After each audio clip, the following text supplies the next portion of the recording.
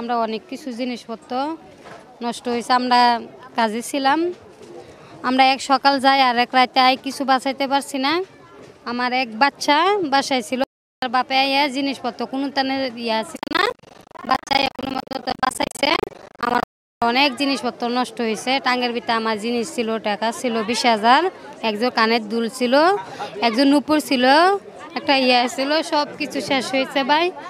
আমার শুধু পরনের কাপড়টা আছে, আর কিচ্ছু নাই। আমরা কিছু বলতে কিছু নাই। আর আমরা আগুন ওদিক থেকে দেখে আমরা সব বার হয়ে গেছি, আমরা কিচ্ছু বার করতে পারি না। বুধ জান ফুজিলে আমরা বার হয়েছি, আমরা কিচ্ছু নিতে পারি নাই।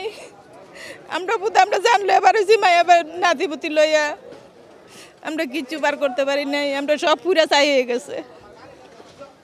দেখেছি এখানে আপনারা কষ্ট করে কিছু টাকা পয়সা জমানো বা এই ধরনের কোনো এরকম তো আসিল ওই বাসার মধ্যে, মনে করেন সংসারের যাবি তো সবই তাহে, সংসারে তো সব কিছুই তাহে, কিচ্ছু নিতে পারি না। আমরা জান পুঁজি লয়ে বার হয়েছি খালি শুধু। আগুনের সময় আমি তেজগাঁও ছিলাম। না না কিছুই পাইছি না, কি এই যে দেখেন না, যা পাইছি তো নেই আছে বাঙালি।